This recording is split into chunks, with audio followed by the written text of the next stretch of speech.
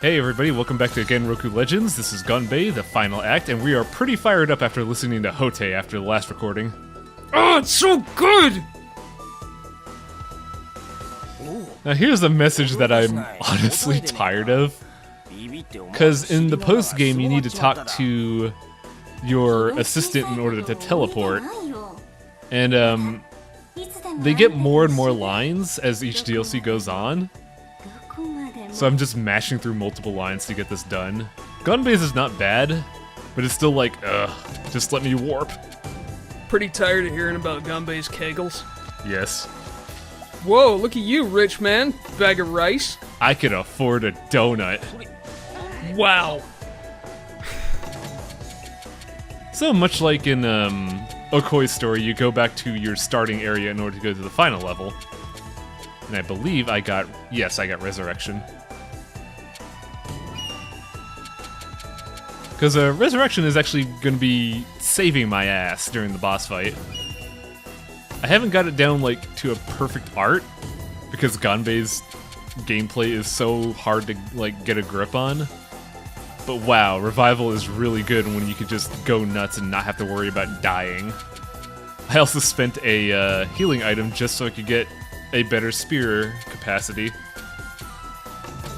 Yeah, it seems alright.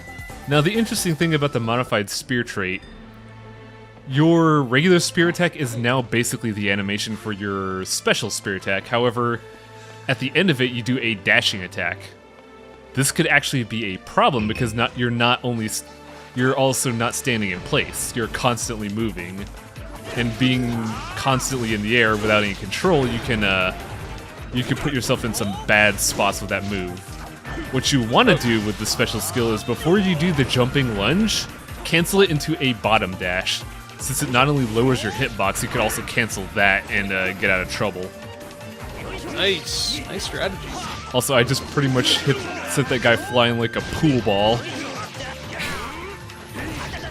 Hey, you know, after you hit the bombs, like after they flash blue, they won't hurt you, eh? I'm never quite sure of that. An interesting thing, this is actually something I think they addressed in development in between this and the new Odin Sphere, because in the new Odin Sphere there's actually a color indicator for if a bomb is friendly fire or not. Oh, that's handy. Like if a enemy throws a bomb at you in Muramasa, you don't see any visual indication to see if it's good or not. In Odin Sphere, if an enemy throws a bomb, it'll be red, but if you hit it, it turns blue to indicate that it is your bomb. Ah, nice. So same mechanic, just a bit more explicit. It's especially considered. Actually, no. Spoiler alert: the new Odin Sphere remake is a lot more fluid than Muramasa. Oh boy, yep. I have it actually plugged into my Vita right now, but also Monster Hunter Generations came out, so Yeah, that's been my life. Yeah, soon Odin Sphere is gonna be my life too. Oh. Well, don't worry, man. I'll be playing along and posting happily in the thread. Now this fight is really harsh because of how Gonbe operates. I'm already dead. Oops. Oh no! That's how Revival works. Once you're dead and your soul starts disappearing from your body, if you just mash the attack button, your wife will come back and say, "Get back in the fight!" She just mashes your soul back into your carcass. Stuffs it back in there with a plunger. It's surprisingly macabre. That is funny. It's a shame that it's not a full heal. Like, given the dearth of healing items, it kinda sucks that your once-a-fight thing is only about a 25% heal. Yeah, but I think that's kind of what they expect you to do. They expect you to exploit your revival to where you die once, and then when you come back, you pop your healing item and you're back.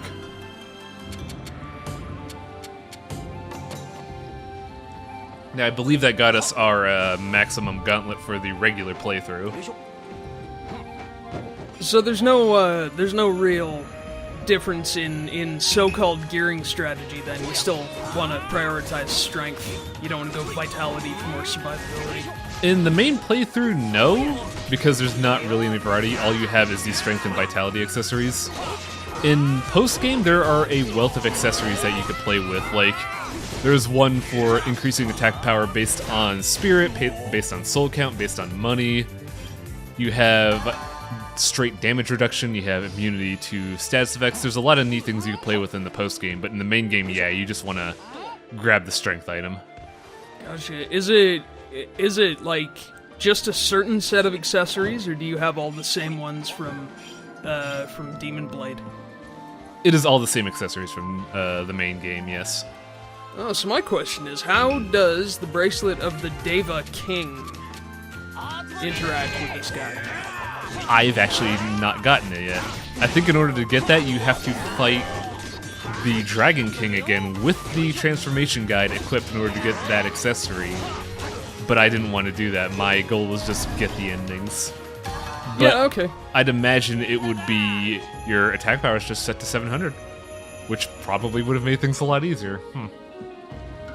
Things to think You'd have about. to get through the Dragon King, but what? Oh no! Don't worry. Get back in there, you bastard! Better look at it. Holy! Look at his little Fundoshi there. That's adorable. Yeah, there's a lot of really goofy things with Gonbe's plot. I love it. It's nice that when you die, your spirit still has underpants on. I don't know if that's like an actual thing or if that's just like the DCMA interfering. You know, I think I'd like to believe that when I die, my spirit will go to the hereafter wearing boxer shorts. I'd imagine. That's so. right, viewers. I'm a boxers man. Enjoy. What, you don't wear a little flap over your junk like Gonbe? What's wrong with you? No, I don't wear a Fundoshi. Oh, I'd imagine it'd be really uncomfortable. I'm not that kawaii. Sorry, I'll stop. It's fine, it's fine. I was actually kind of trying to figure out how to bring up once again that soul count gets really ramped up in the later stages. I want to say it's a good way to farm souls for the post-game, just go back into the final level, get your soul count, because I believe soul count scales up with your level from these pickups, but I haven't really done the number crunching to figure out if that's true. Oh, you get a lot of pickups, so I guess it makes sense. What's interesting though is that it looks like in the DLC, especially this one, you're really bottlenecked by spirit, not souls. I think that's specifically for Gonbe because he can't afford going to a restaurant or anything. He has no money. I know, right? So he can't buy the nice little sushi that gives him 8,000 souls. Farmer there, sitting there eating pearlescent manju. This is delicious. Wow, if only I had some sake. Or at least if only the sake wasn't garbage in this cafe. Oh, interesting thing. I don't capture it in-game because I didn't really focus on capturing all the food in that. If you ever go to a restaurant and buy food as Gonbe, he'll say, "This is great, I should save some for the entire village." Oh, what a guy! And it's even funnier when you have something like the little dumplings on a stick, so I'm just like imagining, how are you gonna save this for an entire village? Well, it's some pretty complex geometry, but it involves bisecting a sphere amongst multiple axes. Oh my goodness. Is it basically like just creating orange wedges?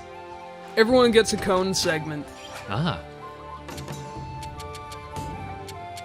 See, the trick is to tessellate for maximum nutrition.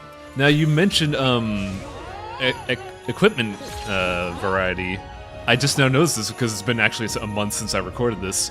I actually used the vitality belt on Gonbe because he has way less vitality than strength, which makes sense. That's kind of hilarious, actually. Yeah. The man's got that farmer strength, but he doesn't have, healthiness. He's so malnourished. So yeah, I actually used the vitality belt for once, which is a shocker to me. It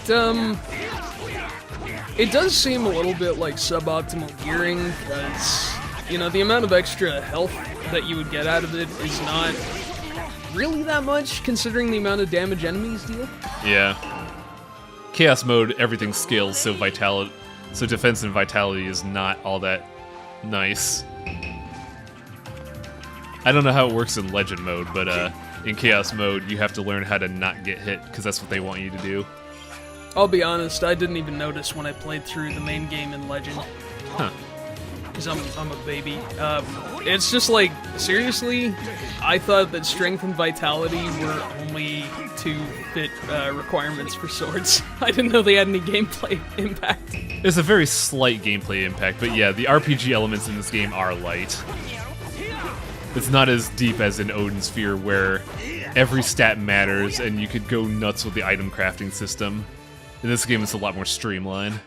Yeah, there's a bit more min-maxing and so forth. I've been playing, oh my god, what is it? Etrian Odyssey. Oof. Ooh, I tried to play that game. That was too much for me. You don't like drawing maps? No. The difficulty of that game kicked my ass. I could not handle that. It is bonkers as hell. If you're gonna play in anything that's not story mode, you basically have to look up a guide on how to optimize your team. Yeah, I think I played EO2, and I got somewhere around 20 minutes in, and even with a optimal team, I could not figure out how to beat this one segment where two FOEs just converge upon you. Oh, yeah, it's basically the worst. Yeah. Now, on another RPG that kind of bummed me out recently, I recently streamed Ys Arc of Nepishtim. That is a game very similar to this, where it's a action game with light RPG elements. However, in that game, the numbers matter a lot, and that really bums me out, quite frankly. Ys is a serious game for serious RPG fans. Yeah, it's an action game that requires numbers, and I honestly don't like that. I still love the game a lot, but having to meet a grind requirement really kind of harshed my experience with that. Especially with the final boss, when it was like, oh, I feel like I could get it, I just want to try it. And then I get to one level, and I'm like, oh, the boss is a chump now. Yeah, exactly. It's hard to balance an RPG, is what it comes down to. Yeah. I feel like Muramasa is a good balance. Maybe have a little bit more RPG elements, but when numbers don't matter as much, that's pretty nice to me, honestly. Yeah, it's definitely a skill-based game, which is why I kind of would have preferred maybe that the skills would be a bit more, or the swords would be a bit more heavily gated. But then, really you'd have accessories that instead of having just stat ups would sort of make fundamental changes to how you play. That would be pretty good, but I don't know if they had the budget to do that, considering Muramasa, the main game, was made right immediately after Odin Sphere was done, launch released, and they needed to get another game out the gate just to keep the checkbooks balanced. I guess that makes sense. Which is why I kind of feel like the DLC was like the actualization of their ambition for Muramasa. Because you could tell that they had a lot more gameplay ideas, they had a lot more story they wanted to play with. There were more mechanics to use. It's just they couldn't do that because they had no time. They needed something to make money or else they would go under. I guess maybe we can always hope for a Muramasa 2. That would be interesting. I think this is going to be the Muramasa 2, though, unfortunately. Because right now we're getting that mech beat 'em up that they were showing off at E3, Aegis 13. Yeah. Yep, I'm into it. I'm curious about how they're going to do that because they haven't showed any gameplay. Have they mentioned what they're releasing it for? It's going to be for the Sony family. They're right now Vanillaware is joined at the hip with Atlas, and they are first and foremost a Sony developer. Hey, I'm fine with it because I will take literally any excuse to get some use out of my Vita. Yeah, seriously, that's kind of why I got Odin Sphere for the Vita. Also, toilet gaming. Well, mine's a Vita TV, so I don't have that luxury. What? I got a Vita TV, $20, couldn't resist. That's kind of the only reason I'm able to LP this game. Shucks. I just set up the TV outside my bathroom. Nice. But I'm a pig. Just. I really don't have the time to, on the fly, set up my Vita TV in the restroom. I could set up a complex mirror array, but,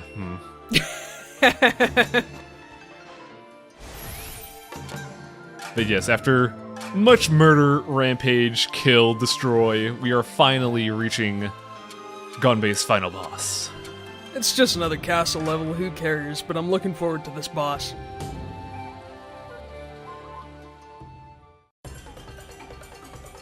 Now this guy's mindset always makes me laugh.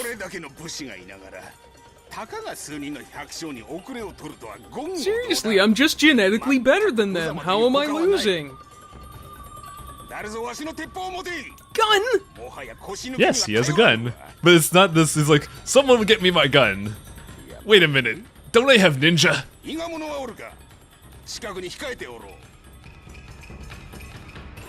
has ninja.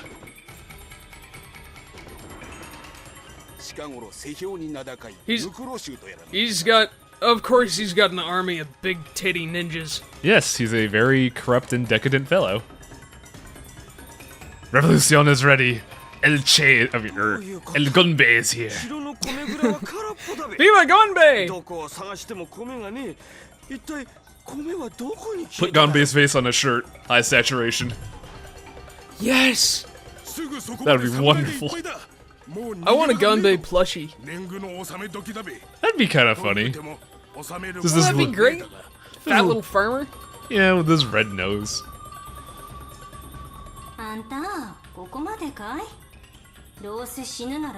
What a caring spouse. She's got a one-track mind. She was actually supporting in most of the story, but I feel like whenever she makes the death joke, she's just joking around.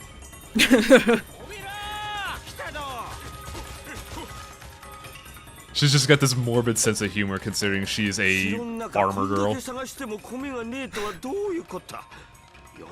Gonbe found a winner, wow. Beautiful, dedicated, morbid humor, wow.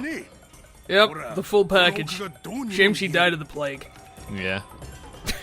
Also, Moheji is clever. Oh! Look at all that Look at all that rice. rice!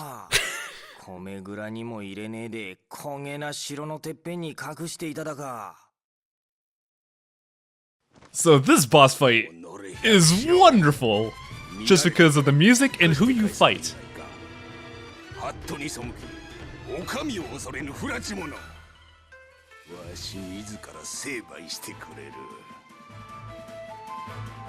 You are fighting as 3 lowly farmers with various farming implements, a governor with a gun versus his big titty ninjas. This fight is absolute chaos. I love it.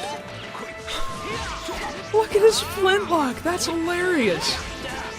And it's not even that's the hilarious part. There are so many things that this guy could do that this fight is just a delight to play, and the music is great. Listen to this.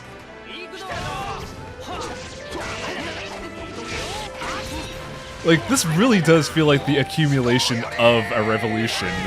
Because there are so many things to fight, and you're fighting as so many people that it feels great. Also, look at this. I knocked him over. He can't get up by himself. He needs a ninja to lift him up. Oh no! Oh, this is wild! Yeah, this really feels like a revolution in a boss fight, and it's great. Oh, that's wonderful. You're just press ganging him. Now, there is one attack that is a horrifying thing you will see in this fight. These ninjas will go up in a tower to block your access, but then they will form into, like, a giant volleyball of ninjas? And once they get in motion, they will not stop until you hit them a lot. So you want to get either your hoe or your spear out and just beat the shit out of that volleyball first and foremost. Oh man. Also, he has a machine gun. I have a hard time capturing it because there's a lot of stuff that happens in this fight, but he has a very hard-hitting Gatling gun. I also like how you just hear the governor screaming in panic as you fight him. Shouting orders to his army of ninjas. Yes. Oh, I'm sorry. I should call it a bevy of ninjas. Nice. Yeah, that thing is so fucking scary. Because it doesn't do any hit stun, so you can get hit anywhere between 3 to 6 times while it's just putzing about. Also, look at this! He's on wires. What? He gets caught, he gets like strung up on wires and then shoots you from the sky like this is some really crappy kung fu movie. Oh, that is so funny! And you actually have to kill the ninjas to reduce them to a manageable area. And if you kill all the ninjas, you actually stun him. This boss fight is delightful. I have so much fun fighting him. Oh my goodness.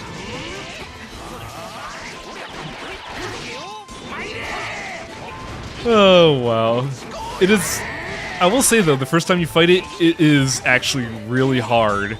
Because there is so much shit to manage. There are way too many projectiles going around. You would also think that you would try to remove every ninja from the fight first and then go for the governor. You can't do that. The ninjas are infinitely spawning. There will always be at least 4, because they have to form that volleyball.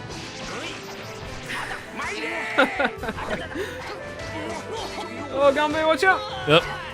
There he goes. But we can't go just yet, the boss is so close. Yeah! Get him! Get him! I had one Hellish Magamata left. That restores all weapons by 50%. And I'm gonna fuck this guy up. Yeah! Oh, the aerial battle!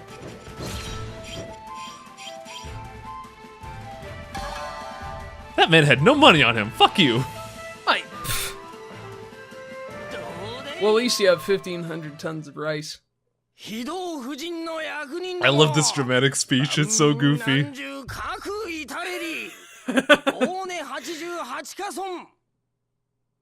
Eyes closed during his recitation.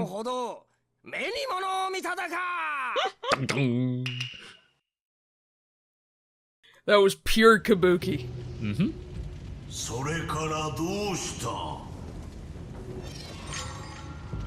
This is actually a re-rendition of a painting of Enma.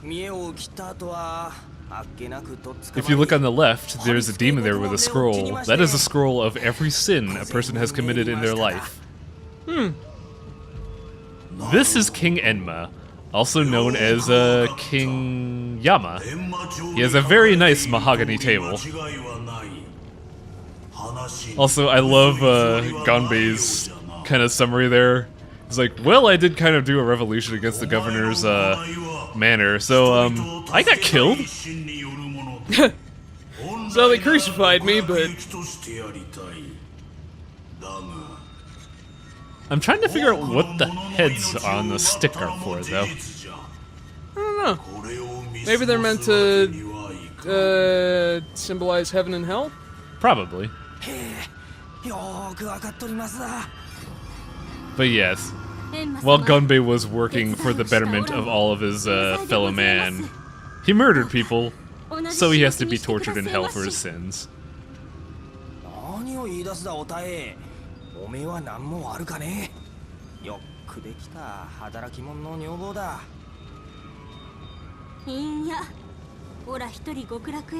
Aww. What a good wife. What a good zombie wife.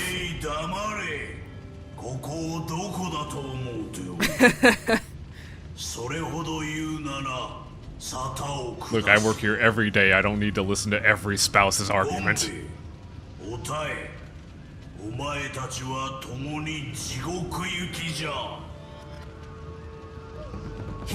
Unfortunate.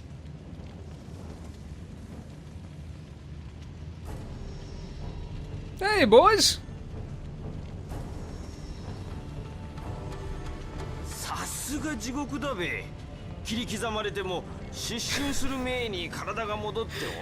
Typical farmer. Hell sure lives up to its reputation. Wow.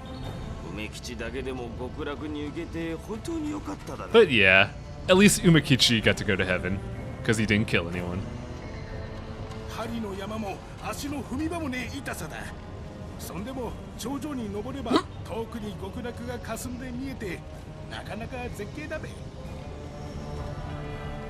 This conversation makes me laugh so much. Look at this asshole.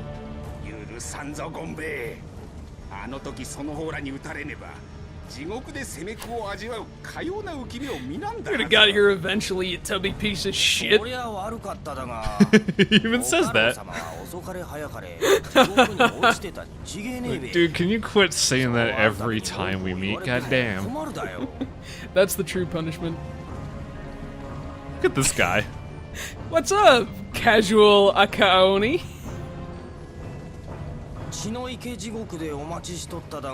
So I believe in Momohime's story they make mention that King Enma has been very angry, bureaucratic type. And he's been tying people up with paperwork just because one tool got out of hell. And it shows it continues here.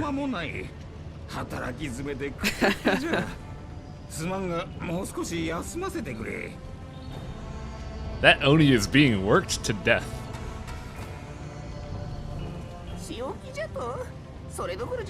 This demon's voice makes me laugh so much. So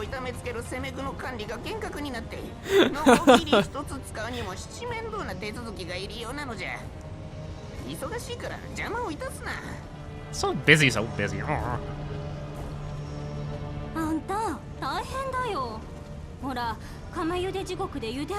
Everything in hell is terrible. Now,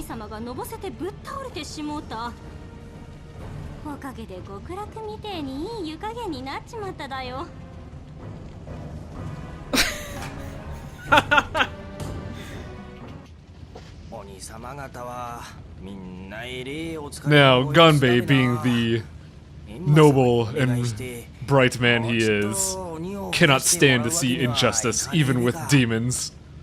Yeah, absolutely.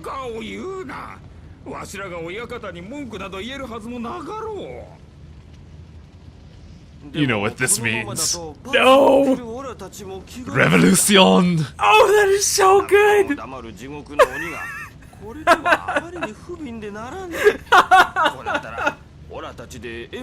Like, talking to government officials got you in hell, guys. You'd think you'd learn. This is so awesome. I like how Moiji's like, we've done this before. Kind of old hat to the boys. Look at Enma. Hey, ごくそつたちが疲れ果てねえよ。人数を揃えてくだせ。お約束いただくまで何度死のうと訴え出る覚悟でございます。真面目が過ぎて地獄のハットを破るとは。Seriously, if you're gonna do something, might as well do it right.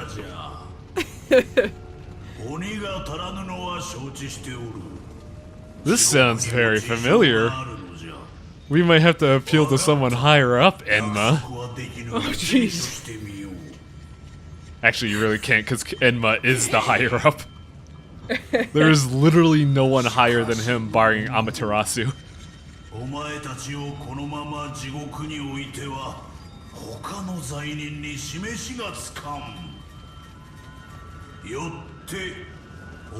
my goodness.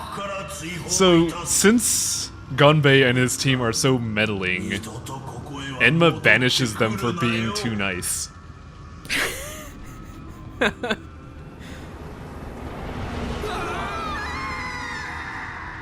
Oh my goodness, I love these guys. It's such a wonderful story.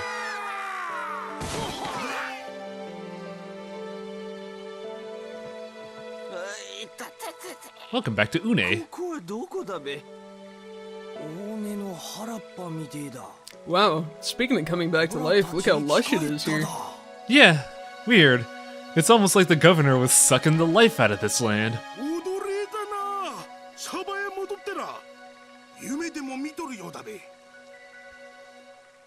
By the way, new character.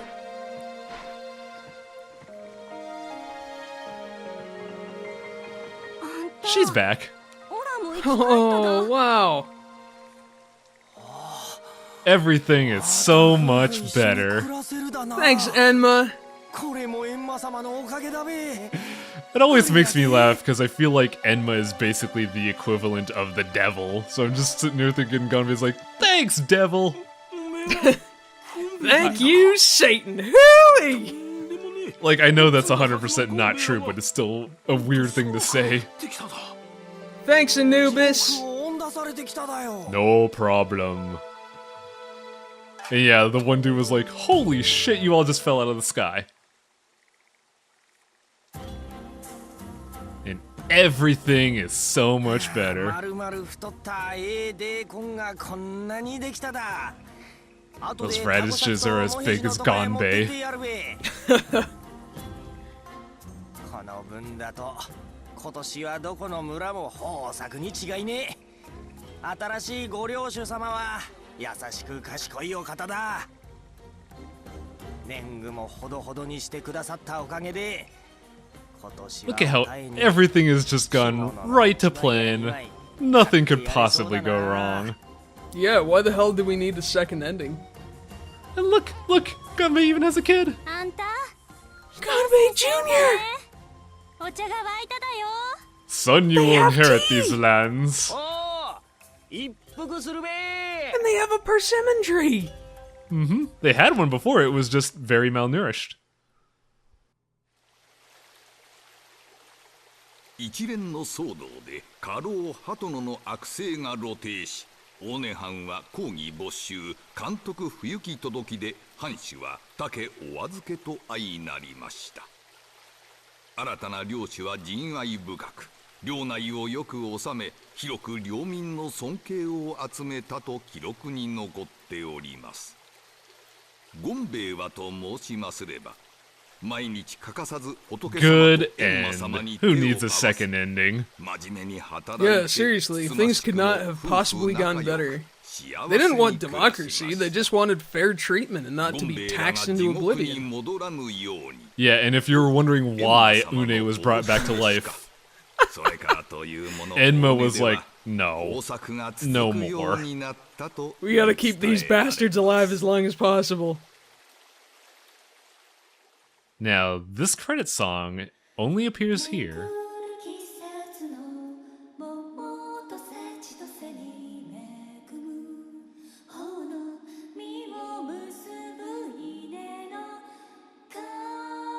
This was actually written by George Kamitani and only appears for this credit sequence. The song is called Rice Flower. Aw, that's pretty. Now, I will detail a little bit more into it when in the next video, because what I actually plan to do is, I have a friend that's good at translating Japanese, he has a network for that kind of stuff, and I asked him to translate this song for me. And I will detail that probably in post-captions after I release this. But I will detail what he's told me so far in the next video, because it is actually kind of relevant.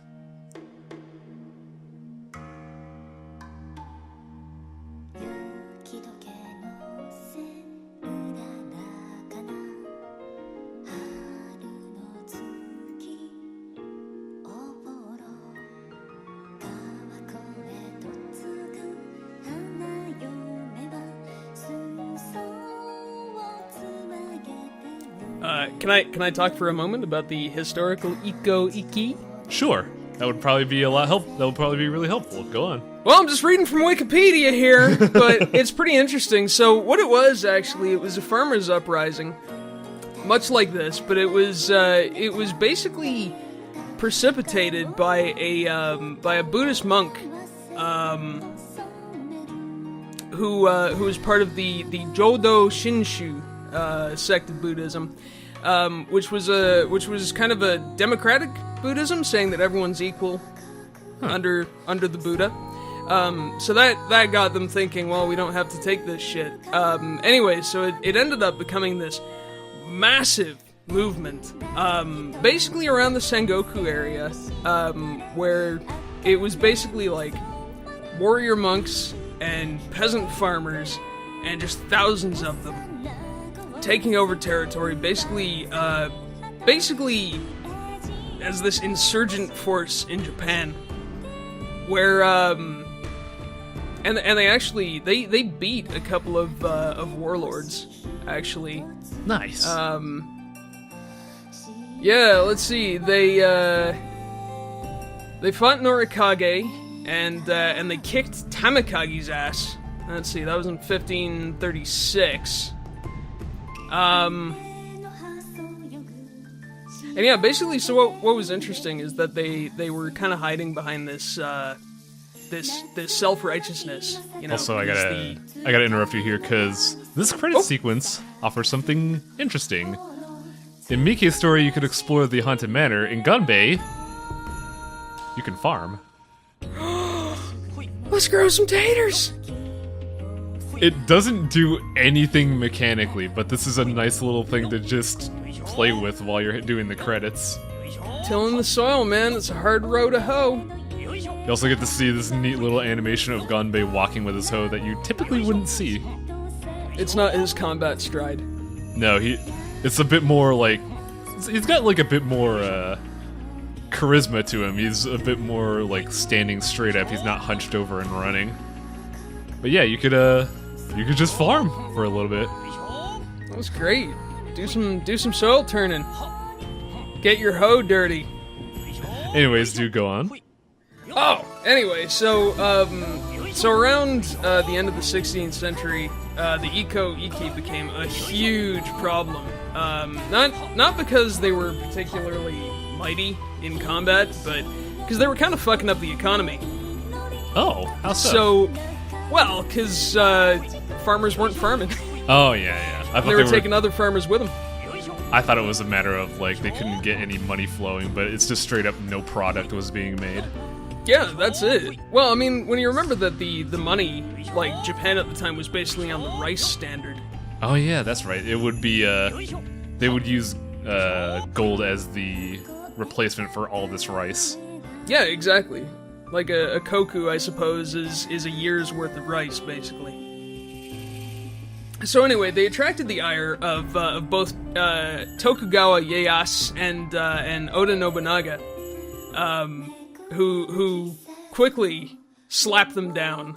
Yeah. And so I mean they were pretty much